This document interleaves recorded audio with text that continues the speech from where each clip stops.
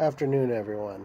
On this Mid-Hallows Eve, we're going to take a little bit of a break from traditional history and we're going to talk a little bit about cinematic history in our country.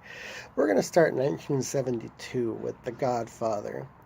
Now, originally, the producers were not thrilled at the idea of Coppola's choice of having Marlon Brando play Don Vito Corleone, largely because he was always notoriously late and he made production times run late. They wanted originally Anthony Quinn, or they wanted Laurence Olivier or Ernest Borgnine to play the role, but Coppola got what he wanted and got Marlon Brando in the role. Another person who they were not thrilled about was Coppola's choice of Al Pacino to play Michael Corleone. And there were many people on the short list that they wanted to play Michael Corleone. And of course, it went to Al Pacino, but one of the people on the short list was Robert De Niro. And interestingly enough, was that he actually landed the role of young Vito Corleone in Godfather Part 2 a few years later.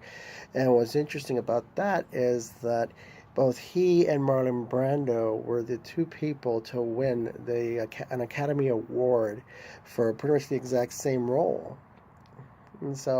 And moving on from there, in 1976, when Sylvester Stallone was getting his screenplay approved for Rocky, he was adamant that he wanted to play the main character, and the producers were like, no, we want somebody else. They wanted like James Caan or Paul O'Neill or Burt Reynolds, someone else to play the role of Rocky Balboa, but he held his position. But he had to do it pretty much to work for peanuts during it, so that was his condition to get his masterpiece made.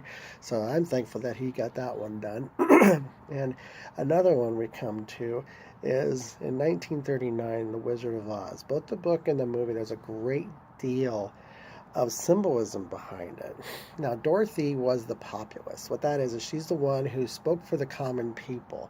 She's the one who went to the elitist ruling class to voice the concerns of the everyday people. So there was a drought in Kansas, and they told her to take the Yellow Brick Road and go to the Emerald City and to speak with the wizard. Now, the Yellow Brick Road was the railroads. That's how you got places really well. And the Emerald City was Washington, D.C., and the wizard was, you guessed it, the President of the United States. And so en route, she meets the Scarecrow, and what he is, he doesn't have a brain. What it is that he does not know how to solve his own problems, and so he goes with Dorothy to help figure this out. Another one he finds is the Tin Woodman, who is stuck in his position, and he's cramped in it. There, basically, he was the factory worker who was stuck in his job and felt he couldn't move and felt he was trapped. And the third she would meet on the way was the Cowardly Lion. And this was the politicians and leaders in Washington or the Emerald City who were just too afraid to stand up to the wizard to get the problem solved. And in addition to discovering that the wizard is just a man, another thing was that the Wicked Witch of the West, the symbolism of that was the banks. And the next one, and this is my personal favorite, the flying monkeys were depicted as the Native Americans. Exactly why, I'm not quite sure. But either way, I'm glad we had a role in that great storyline. So, and another thing was that, another symbolism with that is originally in the book, they had Dorothy as having silver slippers. And because they were trying to do the silver slippers in the movie, but they wouldn't show up very well on the screen. And so they changed them to ruby slippers. But the silver slippers symbolized the silver standard. Basically, Dorothy had the means to solve the problem all along if they simply switched to the silver standard versus the gold standard. And the way the Wicked Witch of the West was finally killed, she threw water on her. So that's a symbolism of that.